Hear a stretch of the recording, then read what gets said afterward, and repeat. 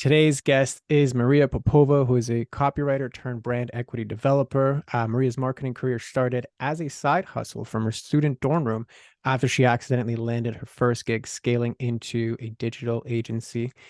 In the consecutive years, in her free time, Maria does boxing and golf and serves as the vice president of PR and a board member of the Toastmasters Club in Rotterdam within the Netherlands. So, Maria, thank you very much for being on. How are you doing today? I'm doing great. Thank you so much for the invitation. It's a pleasure to be here. You're How are very you? welcome. I'm good. Thank you. Thank you for for also asking and checking in. So yeah, I'd love to dive into your story, because it's not every day you get somebody to accidentally plop into getting really good at marketing and starting an agency. So I'd love to know how that happened and what's the context and the story behind that. Yeah, definitely. So I was 19 years old, a student. I just accomplished a big dream of mine to go and study abroad. So I'm originally from Russia, and I was studying in Austria, where I got the scholarship. And I figured that as a student there, you also need a work permit, and it would take it's this whole bureaucratic process for you to be able to, just make an additional income. But right on the campus, I talked to a bunch of people, and one of the people just proposed to me this writing gig that someone she knew needed writers for. And without having any plans, any expectations whatsoever, I just said yes, and the rest is history. That's pretty cool. So it was like a chance opportunity, and then suddenly it blossoms into, I guess, a trajectory you weren't even expecting to begin with, correct? Absolutely, yeah. So my background is in linguistics. I didn't study marketing in the beginning. Later on, I acquired all the necessary credentials. But to just get started, I had a person with a problem, and I was willing to solve it. Very nice. I love that. And actually, just as an aside, this is more kind of for my own curiosity and interest. Because in your bio, you said, okay, like you're into boxing, which obviously also isn't something typical you hear every day, especially with the women entrepreneurs that I hear. And like, I've done martial arts my whole life, and it's a big part of my story as well. So I'm just kind of curious what got you into boxing. Yeah, definitely. So there's like a bunch of things in there, really. So first of all, um, perhaps because of my genetics, like I'm really you would call petite. So I never had any success in sports. So, for example, PE classes at school were always like a nightmare for me. And I guess it's one of the challenges I decided to overcome, to like really challenge myself and go into a sport that's really very demanding physically. And partially because my husband is a very active in sports, and I just wanted to kind of get involved into his world a little bit more. And it turned out that we discovered a very nice club near where we live, where they also have classes and trainings for women. And since then, I also realized that I never want to do any sports alone or at home anymore, because I really do enjoy this sense of community, that you're there for each other. So you're getting so much more out of that experience beyond. Sorry, you cut out there for a second. I didn't catch that last part. So beyond just the physical exercise, you get so much more out of that experience just by being a part of the community. Got it. Yeah, 100%. I mean, also no better way to face, your challenges or fears than like literally punching them in the face. So I think that's a great way to do it. So kudos to you.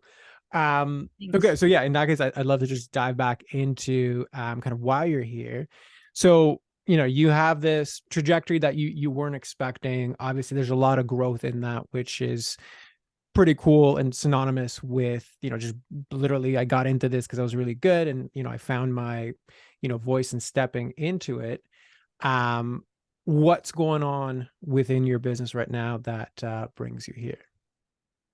Yeah, so first of all, we just rebranded, and this entire last year we spent doing a lot of soul searching because since I, as a copywriter, scaled the company into an agency, we first kind of tried to please everybody, work with any type of client, and became a kind of a generalist agency.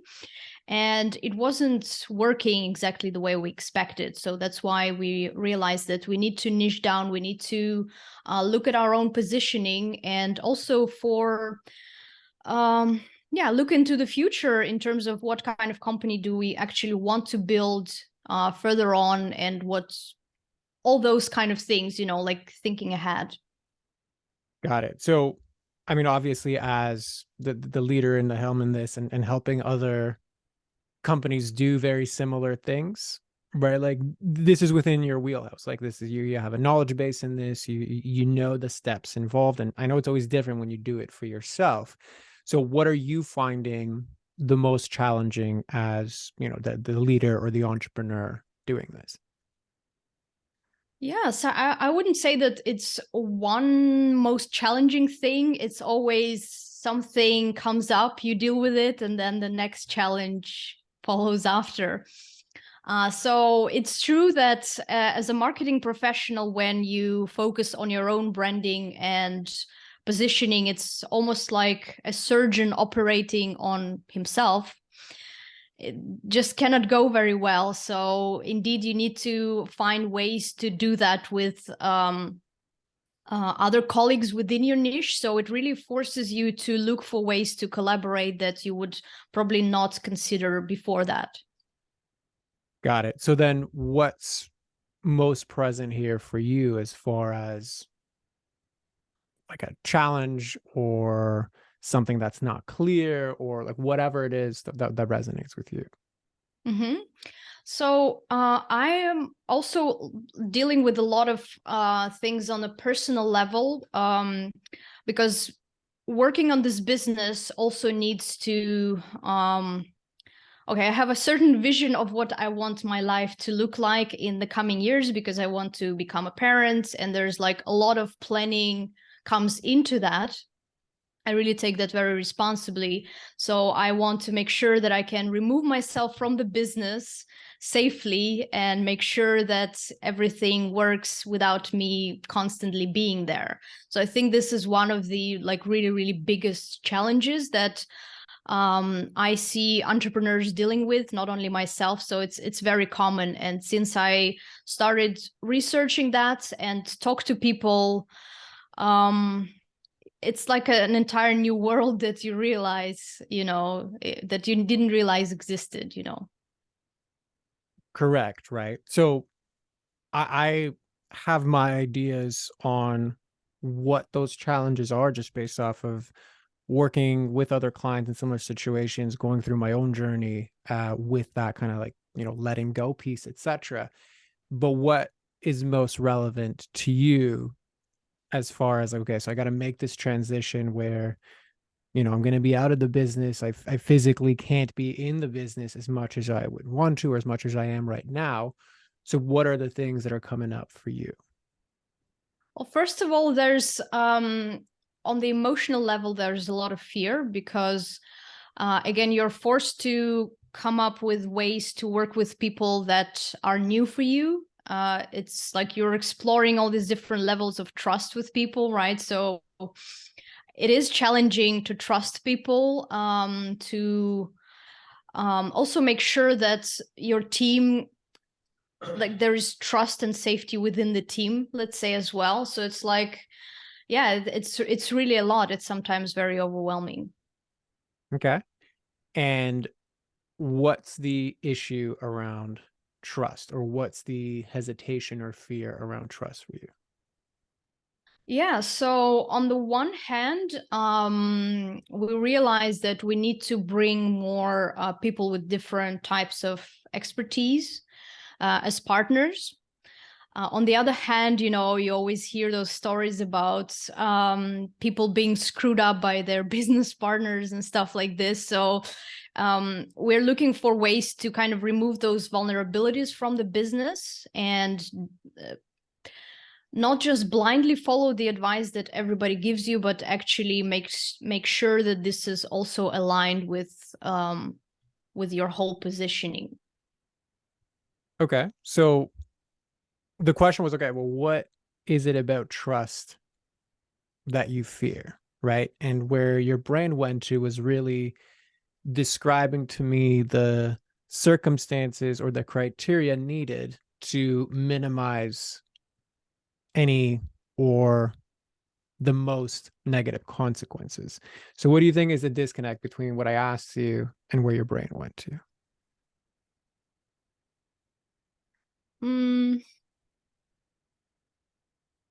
Well, I guess it's for me, the biggest challenge is to let go of the expectation in a way.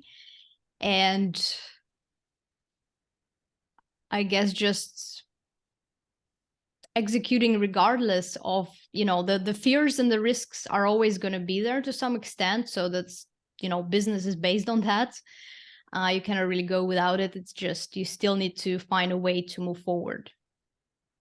True, 110%. And I think that's probably, a narrative that's gotten you this far, and you're very familiar with it, because nobody scales to the level that you're at without having to go into fear, not without having to take some risks. You also said, okay, let go of expectation. What expectation are you letting go of? Yeah. So in the beginning, when I just started, I had again, this is something very typical that a lot of entrepreneurs experience, that you have to figure it all out on your own, right? Which is physically not possible. So you become the bottleneck in your business, and then you start looking for ways to solve this. So I think that's part of the answer to your question. So what would be the answer to my question? Because my question was, okay, so you mentioned I need to let go of expectations. Mm-hmm. Your brain went to, okay, so most entrepreneurs, one of the common things that they deal with Mm-hmm. is X, Y, and Z. So it's another example of when prompted with a question about either your inner state or your inner experience, your brain likes to deflect to something external, either what the circumstances need to be like, what's common amongst people like me. Like, it puts it in some sort of familiar, very rational, very intelligent, very eloquent box. So what comes up for you when I reflect that back? Mm. So the expectation is that everything needs to be perfect, that, we always have those best case scenarios in our minds, I would say, which reality doesn't often match with that. So you have to accept the fact that as long as you're achieving the goal, you have to be like more flexible on how that happens, and you have to kind of let go of all those little things that can go wrong through the process, dealing with all the imperfections and stuff.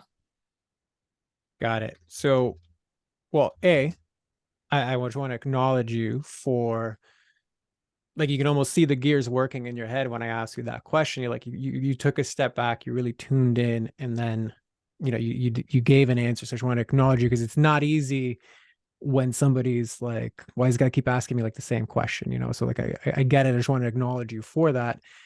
Number two, what I think is very interesting is that when I did shine the mirror back your way, these multiple instances, the expectation that you really wanted to let go of under the surface was everything needs to be perfect, right? And when I asked you questions that are really about your seeming imperfections, the messiness of the transition that you're going through, the things I don't have all figured out, the things that isn't in its own perfect little box and optimized and maximized, and all the other things that you're very good at doing,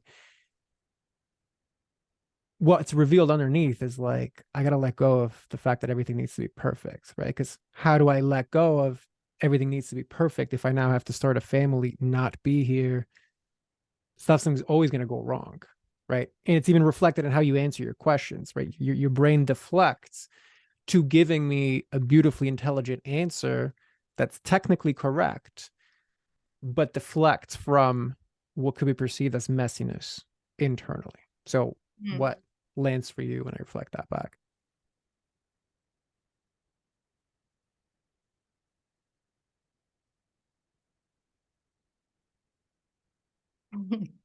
Well, I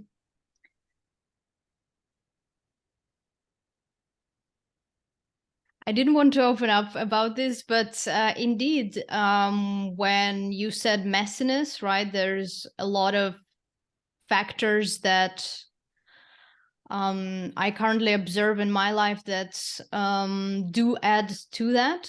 So a part of that is that my family lives in Russia. It's, I don't get to see them very often. There's a lot of going on in the narratives as well, which, like does add a lot of negativity, which you don't want to be reflected on your work in any instance, but sometimes, it's just difficult to open up about it as well. We all have our moments of vulnerability when you just cannot kind of hold it to yourself in a way. And the other thing I'm dealing with on a daily basis is we work with a lot of people who have a foreign background, so they are not native to the Netherlands. I am myself not native to this country. I moved here 5 years ago and had to kind of start everything from zero. And so there's like a lot of challenges that add up to that. For example, not having any network at all and then building it from scratch. So that's a very long answer to your question, but I guess sometimes I just do neglect that part of myself that needs to be expressed, while I'm busy with being busy. So, well, first and foremost, I just again want to commend you for diving into something that is more real and is in that fragile would be too strong. Like I see you as a very strong individual, but like that tender spot of the messiness, right? Because what makes you good, what makes you successful is actually being able to create order in the chaos and move people forward. Like that's a natural part of your strength, right? That strength oftentimes becomes our first distortion. Like it's the hammer you use to solve all problems. So when it comes to, well, now some of my internal messiness is coming to the surface and it's starting to seep in and create, I mean, whether they're negative consequences or distortions or just frictions in the business. Now it's one of those things like, okay, well, I don't have anywhere to like put this. I don't have anywhere to hide. Now it's starting to come out. It's starting to influence how I make my decisions. It's starting to influence the clarity that I have in the decisions that I have to make. I just want to acknowledge you for allowing yourself to go there, because it's not the funnest thing in the world, and certainly not the funnest thing to do it in this type of container where people can listen, etc. So number one, I want to acknowledge you for that. Number two, and I mean this goes for anything that we speak about, like you are the captain of this ship, right? I'm just here asking questions and like asking you or inviting you, like, do you want to look here, you want to look there? So whatever you want to share, you can share. Whatever you don't, totally cool with me. But you mentioned this, okay, I don't want to neglect this part of myself that wants to express. So what is it that you feel like you're neglecting about that part? Yeah, I mean, I generally don't like talking about politics, definitely not on social media, because I know that, well, first of all, it's very polarizing. And it can be also damaging to the business. So I just have to be this like cool entrepreneur at all times, you know, and just be practical and things like that.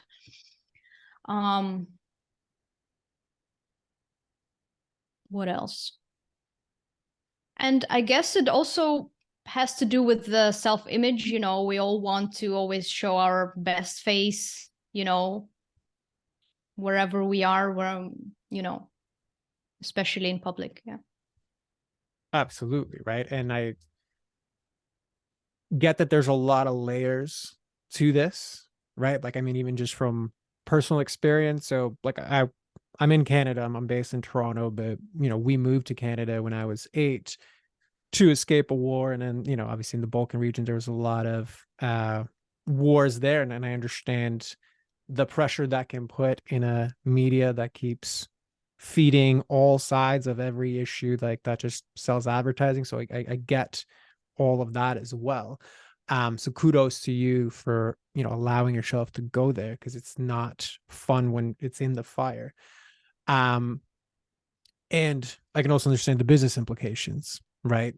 So yeah, number one, wanted to acknowledge you for that. Number two, if we zoom back out a little bit now, right? So there's kind of just a 4 main head trash, right? And so I define head trash as like any internal block that's getting in the way of us becoming the entrepreneur that is needed to actually move the business to the level that we want. You kind of have 4 main things that have surfaced so far, right? So emotionally, right, there's this fear around trust and what that means with regards to letting go, what that means with regards to a team, what that means with regards to hiring, what that means with regards to my role, right? So it's double-sided. It's trust of myself and trust of the others that are around and trust of the systems that are there. Number 2, right, this narrative around expectation, right? Specifically around the perfection and not being messy. And what does that mean, right? Both publicly, privately, and within the company, right? And then there's the aspects of expression, right? Neglecting the self-image, etc. So just before I go on, does that like land free? Does that resonate with you? Yeah, and I think also what is a bit of a funny part about it for me is that we help people with their branding and positioning, and what we normally kind of recommend is like, hey, you need to be authentic. You need to sometimes show those aspects of yourself that you think are not beautiful, but a lot of people can learn from that. And I do find it extremely difficult to do that online, you know. Yeah. And I get it. It's always more fun to be on this side of the table than that one when you're asking the questions and guiding, right? It's even if you know what to do, doing the emotional work to transcend the parts of yourself that are scared to do this, that don't want to face this. They're 2 different skill sets. The knowing, like the understanding intellectually of what I need to do to see the patterns in other people, it's one skill set. But to do it for yourself, it's not an intellectual skill set. It is an emotional skill set. It is the holding of the space to see it, to be witnessed in it, and then the emotional skill to process it, to heal it, and then the emotional skill set to embody it and move it like beyond it, right? So again, good recognition as far as that piece is concerned. So, well, okay, actually, before I go on, how does that land for you? I agree. Okay, fair enough. So if you were to zoom out again, right, like looking at those 3 to 4 main head trash things that came up in this conversation, how are these actually creating problems within your business?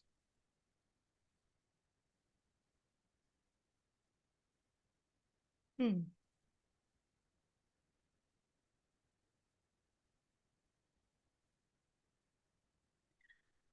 I guess that the execution part suffers.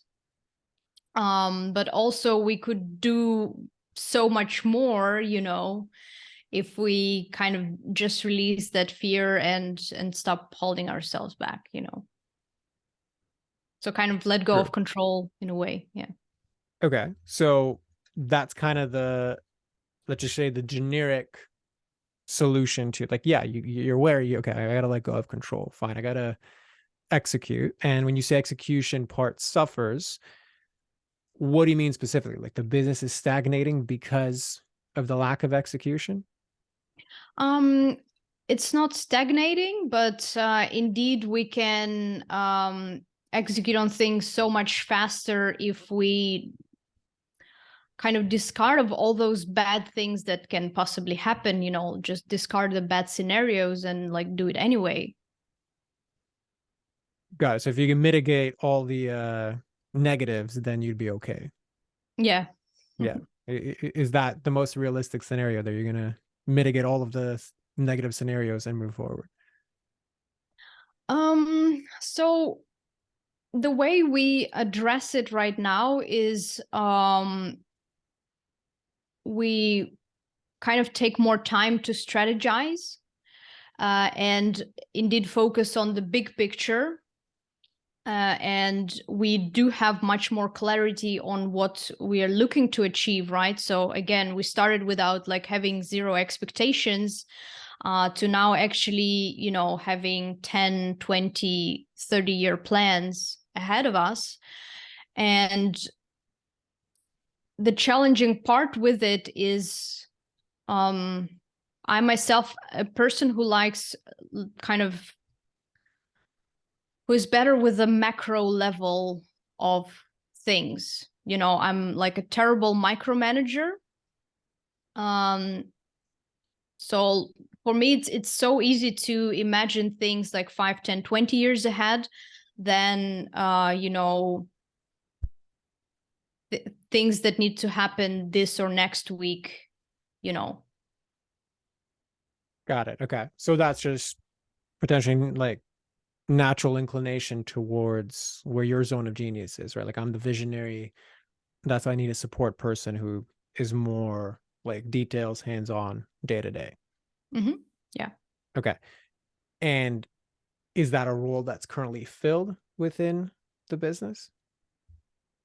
So we do have a few partnerships that are kind of still very raw. They're not established in a way that we can say, "Hey, we've walked a long way together. We know what to expect." So this isn't filled in a way that we can say, "Hey, we're good to move forward." Got it. Okay. So that seems to be like this is one of the things that has to be filled before I can do my plans of family and stepping aside and letting go. Yeah. Okay, perfect. So let's bring it back to you because that's the only part that you can actually control, right? So who do you have to be to ensure that that gets done?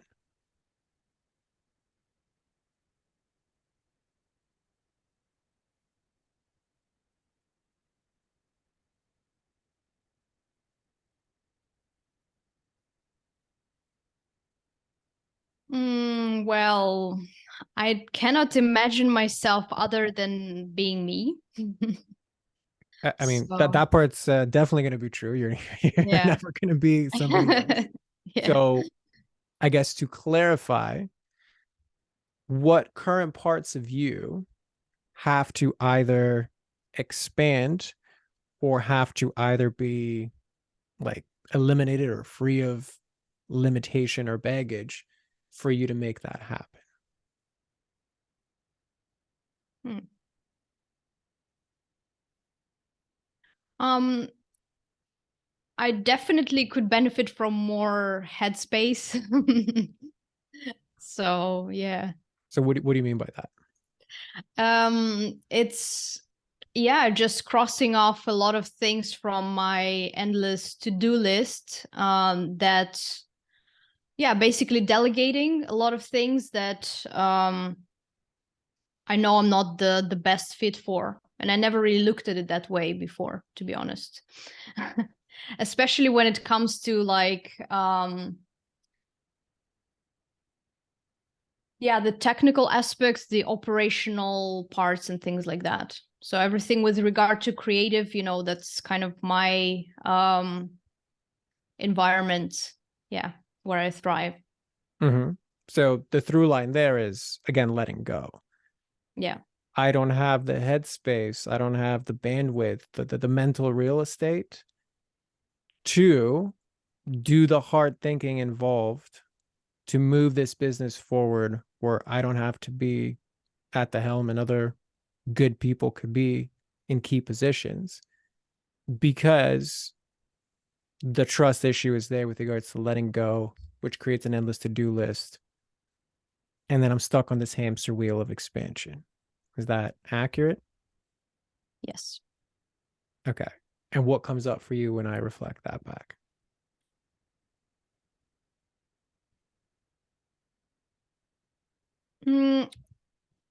It's something that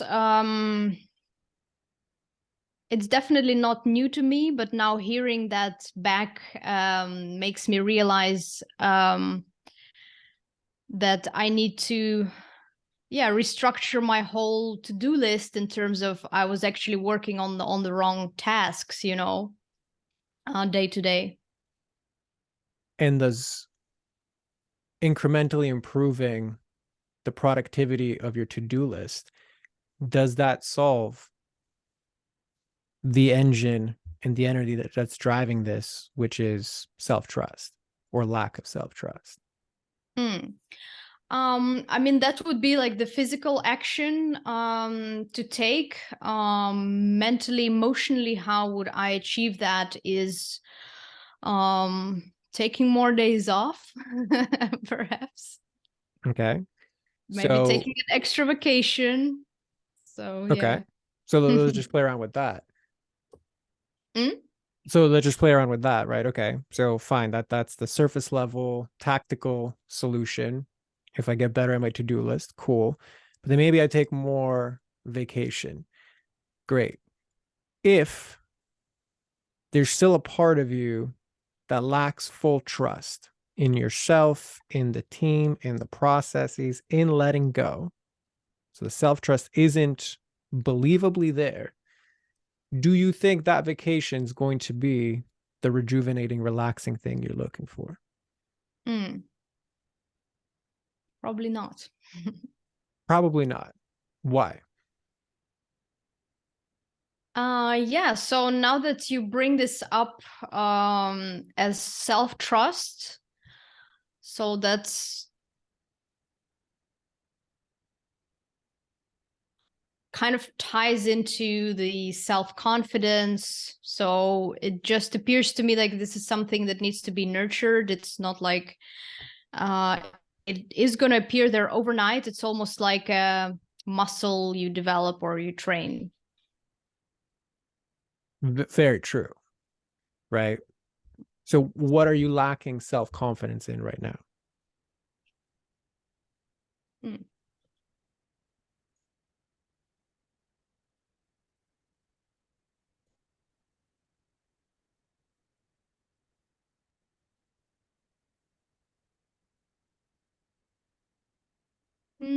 Nothing in particular, I would say. Okay. It's So more, I guess, I don't affirm that to myself enough to just feel it. right. So it's not a competency gap in any particular thing that like I need to do. It's more just a general feeling of, well, if I lack the self-trust, it's kind of synonymous with I lack the general sentiment of self-confidence in myself. Mm. Is that resonate or have I missed something? Yes, it does. And to me, that also kind of ties into I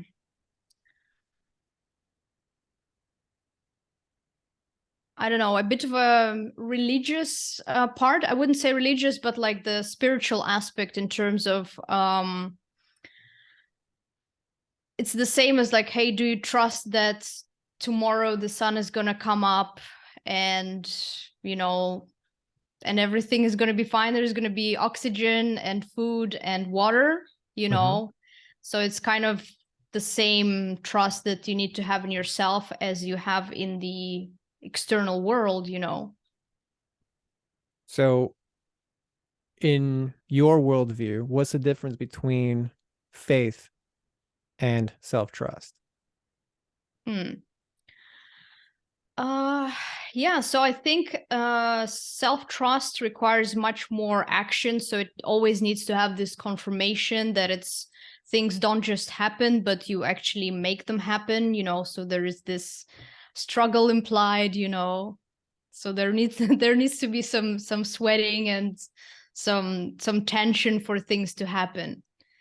And I think that could be something from my upbringing as well, you know. It's like life is supposed to be hard, you know? So, yeah. Okay.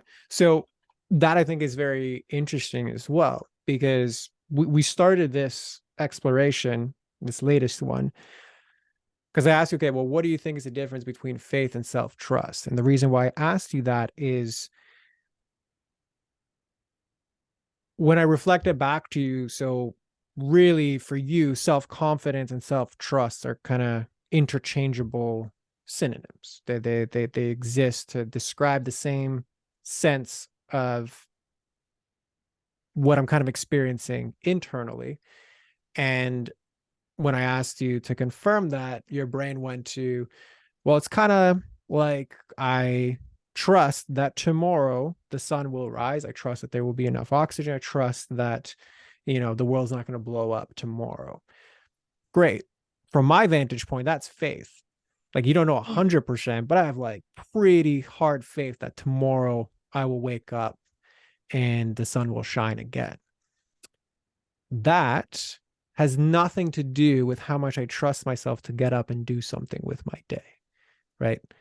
The faith is, you could call it a higher belief, whatever. I don't care if it's religious or if it's just like the entropy of the world, like we're going to wake up tomorrow, right? But it's the self trust that your brain keeps dancing around really ownership, like of like owning Mm. what that means and the implications of it. And I don't blame it. I'm not judging it because that there's a lot of layers there that I think if we could spend more time, a lot more stuff would unpack, right? Because here's another layer. So one of the lenses through which you view the world, and whether it's because of the way that I've been brought up or experiences in my life or a combination of that secondary, but self-trust needs sweat, it needs hardship. Life is supposed to be hard. What a great narrative, what a great belief to continue to perpetuate the hamster wheel that you're on, right? How can I trust myself to let go when it fundamentally goes against this belief that life is supposed to be hard? And if I have an ongoing to-do list where I never have the freedom, can't enjoy vacations that I possibly do or do not take, how can I trust myself and also go against this inherent belief that life is supposed to be hard?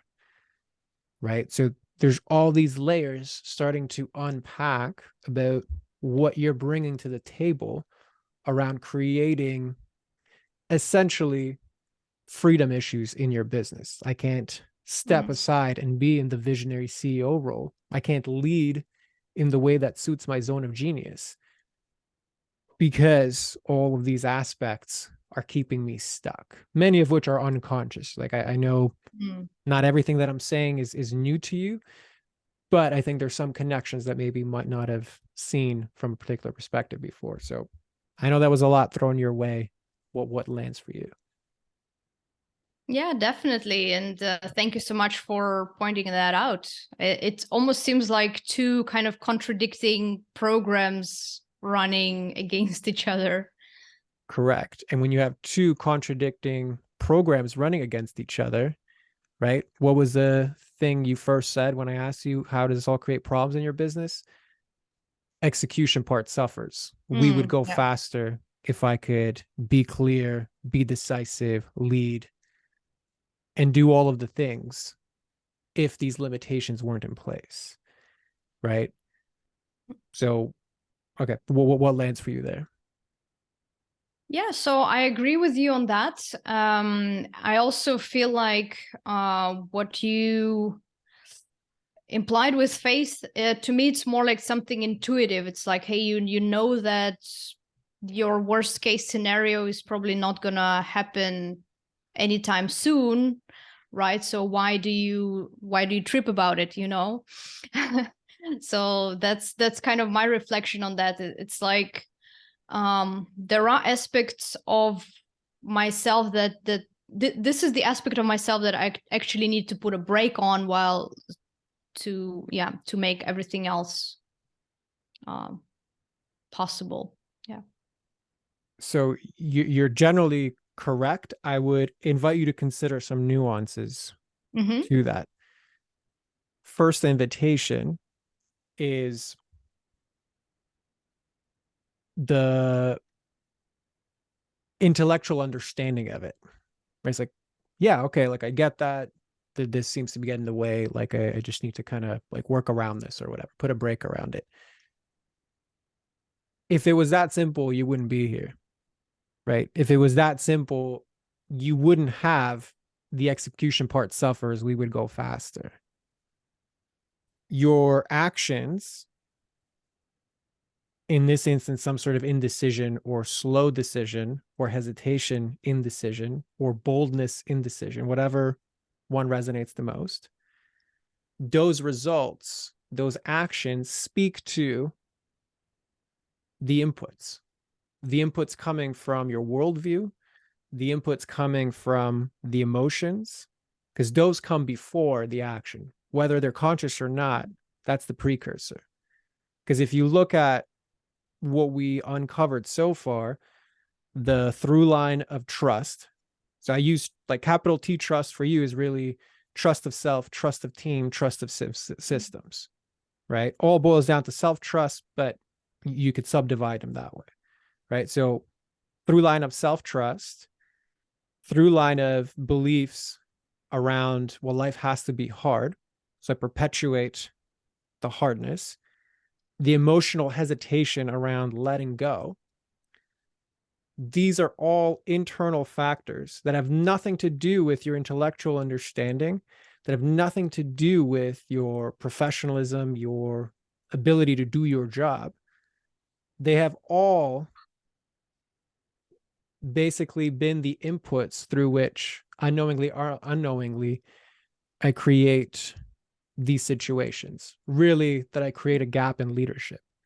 Because what I interpret from you, from what you're saying, is the next level of my business requires me to step more from like owner operator into CEO, right? Mm-hmm. To really step into, I'm the visionary, I'm the one that passes down, I'm the one that hires rock stars, and I'm the one that maintains that vision, right? Maybe gets the big contract, like whatever it is your zone of genius is particularly, but you are that one level up removed.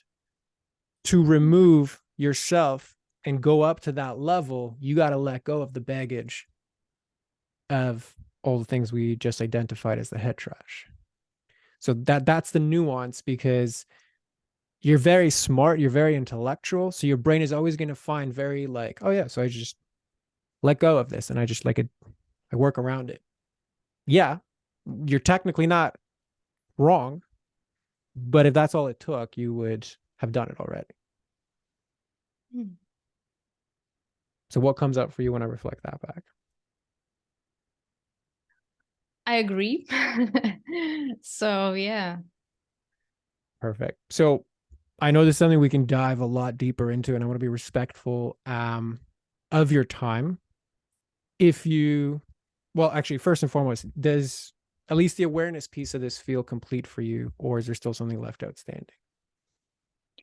No, I think it's complete. Yeah. So Okay. thank you so much for helping. I don't identify those blind spots, so to say. Yeah. You're very welcome. So I'd love for you then, just in your own words, to summarize, maybe what you came into this conversation thinking were like the business issues, and then what were the aha moments or the blind spots you realized as a result of it. Yeah. So I think the last couple of years, I was really in, as you said, hamster wheel, where like whatever um emotional aspects of yourself, you just kind of neglect them because there's so much stuff you want to execute on and get done. But those things do pile up, and if you don't address them, then um they're gonna come back tenfold, you know. So that's my take on it. Beautiful. Well, as expected, very well articulated and right to the point. So I'm not surprised there. But thank you very much for sharing that. Yeah, I mean, in that case, Maria, thank you very much for bringing all this to us. It is such a common thing for entrepreneurs that are in your stage where they have to now face all of the aspects to let go and step into leadership and those CEO roles. So it's an important one. So I thank you for that, for bringing that to the surface. And yeah, floor is yours. Let everybody know where to find you, who's the best person to find you. Floor is yours for that. Yeah, thank you so much for that, Drasko. Yeah, so you can find me on all social media platforms. It's real Maria Popova. I think that's the easiest way so far. Our website is currently under construction. You know, the road to success is always under construction in a way. So that's why the socials is the best way. Beautiful. Well, either way, I mean, you can always let me know what the final website is. I will include it in the show notes. But regardless, thank you very much for coming on, and for everybody else listening, we'll see you on the next one. Thank you.